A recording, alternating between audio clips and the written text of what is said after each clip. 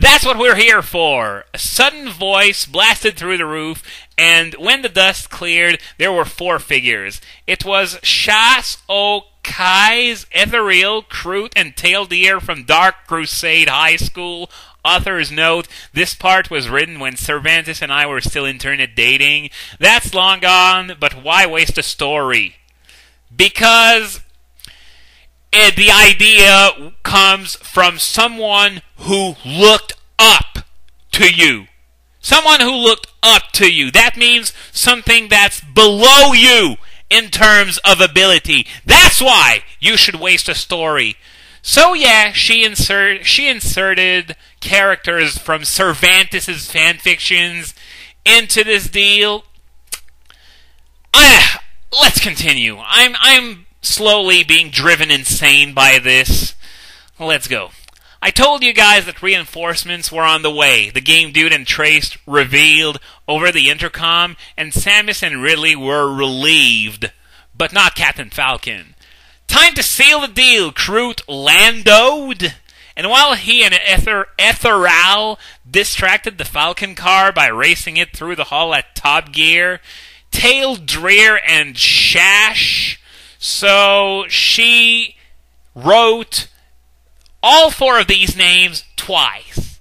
And 3 of them were spelled in different ways both times. Yeah, way to piss on your former internet boyfriend's legacy. Okay, Tail Dreer and Shash did a power combine for one final blow. When the car rounded down the last corner, it unleashed, totaling the Jugger car and ending the driver. There were still last words, however.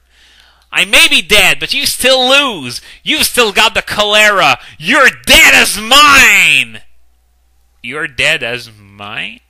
The dead president gurgled as Samus, so only she could hear him. So, Captain Falcon died in high school. So, how did the F-Zero series happen, exactly? The war was over, but the girl knew he was right. It was only a matter of time. One. Few people survive in war, but for those who do, it's worth it to save lives. This is what Samus was explaining to the survivors of Metroid High School. All her remaining friends were there, and so were her mom, Mrs. Chozo, and dog Sparky. Now, thank God Sparky wasn't a part of this, because what would have happened was that he would have blocked everything that Samus and friends would have to throw at their enemies, while enemy projectiles would still go through just fine. So at least this dog knew to stay home. Thank you, Sparky. Your contribution shall not be forgotten. Samus was giving a great speech, but she felt the darkness taking hold. Dark Samus and the cholera were finally taking over her body. When she collapsed on the floor, people began to crowd around and cry. Please, is there a way? Ridley cried out to the gods. There is, confirmed Dr. Bannis, who drove up to the podium in a sport car. What is with this high school and being able to accommodate cars? And revealing a hypodermic needle of serum in it. You found a cure, everyone cheered. Dr. Bannis turned to her patient. I may not agree with your sex, but I won't see a patient suffer, even a sin widow, the doctor hypocrites. Well, of course, he's not a likable character at all. In fact, I would say that he's probably the most hateable character in this entire fanfiction, just because of him being a judgmental ass, and yet he's a doctor. And by the way, wrong spelling for hypocrites here. Besides, being a hypocrites is not a verb, and you spell it wrong. So 2 for the price of 1. And injected the liquid into Samus's body.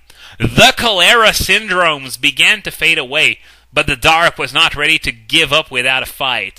Arg! Samus coughed blood.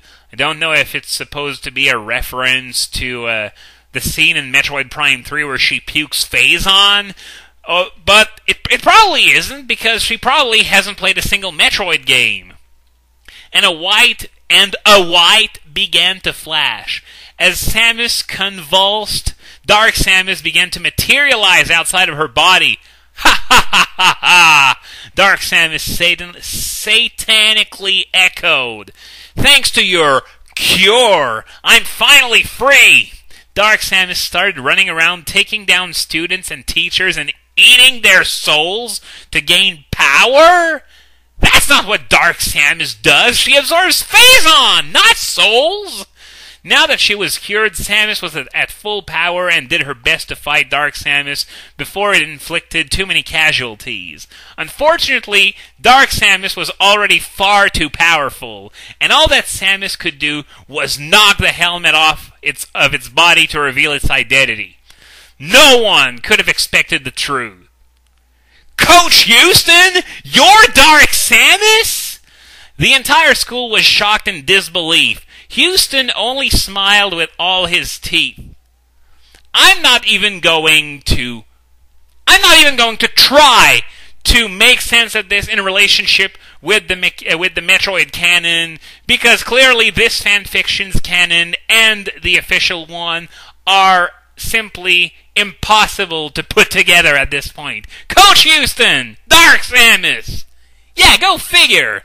I admit, I made the CHOLERA! I couldn't have Ridley and Samus be dating because she needs to be a team player, and boyfriends take time, Houston explained from experience. There is nothing more important than sports, and you can't stop me! So, hang on a second. He made the CHOLERA and was responsible for getting Ridley to have the CHOLERA. Now, Samus got the CHOLERA from Ridley. Ridley got the CHOLERA from 111 Samus Ridley Forever 2006. Now the question is, where did 111 Samus Ridley Forever 2006 get the CHOLERA? Well, there's your answer. So Coach Houston, on top of being, well, everything he's been portrayed as so far, he's a pedophile. And I was joking around in Chapter 6 that, he was probably into that kind of thing because he was sort of obsessed with talking about sex with teenage football players, and it all turned out to be accurate. And that is fucking scary. Of course, 101 Samus Ridley Forever 2006 herself, when she wrote this, she probably didn't think of it this way, but hell if I'm not going to poke holes into this piece of crap of a fanfic all the way through, because that's what I do best. Not exactly. At that moment, the doors flew open, and there was the sound of a gunshot. At the door was President Gerald Ford. Finally spelled it right. If you're wondering, he was still president when Metroid High School took place.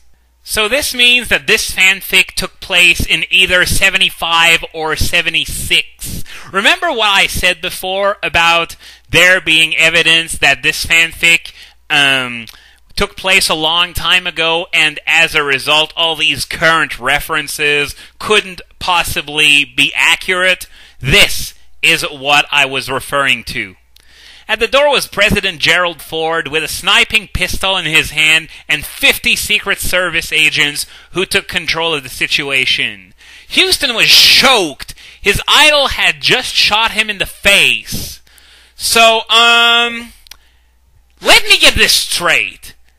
Samus fought Coach Houston as Dark Samus and couldn't gain an advantage. And yet, President Gerald Ford ended it with one pistol shot.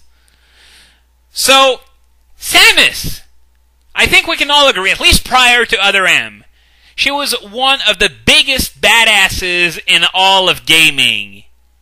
And Gerald freaking Ford, makes her look like a complete wimp. So, basically, Gerald Ford He's gotta be God at this point, right? Making Samus look like a wuss like that. And also, a few more things about Gerald Ford's sudden appearance. What was he doing there to begin with? I mean, maybe he'd heard that there was a civil war going on in some high school, but usually you want to get the president as far away from these kind of problems as humanly possible. But, of course, it's Gerald Ford being played by God, so maybe this depiction of Gerald Ford in Metroid High's timeline ended World War II all on his own by shooting every single German soldier, every single Japanese soldier, and beating up Hitler in a wrestling match in 18 seconds. Oh, and you guys would kill me if I didn't mention this, but Gerald Ford was a Republican. So she spent all this time bad-mouthing Republicans, sometimes more gratuitously than they deserve. And yet, Gerald Ford is made out to look like a triumphant hero here. Yeah. Once again, makes a whole lot of sense, doesn't it? Okay, now, but you played football. Why? Houston was confounded in the final moments of his life, but Ford explained.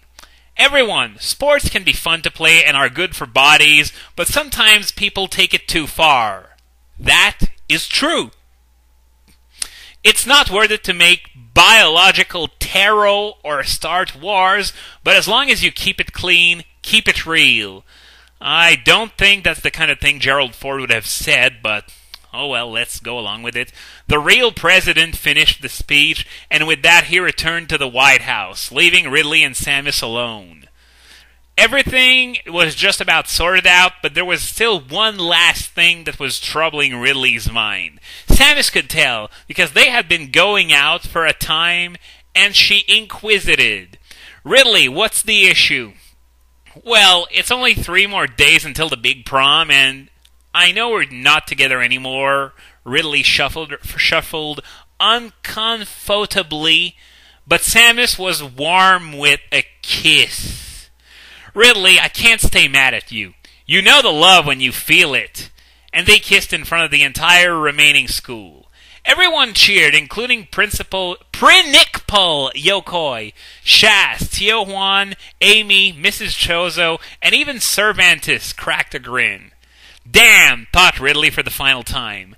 I'm the luckiest guy in the universe. Throwback to Chapter 1 when he said, I'm the luckiest guy in the school, I'm the luckiest guy in the world, and now I'm the luckiest guy in the universe.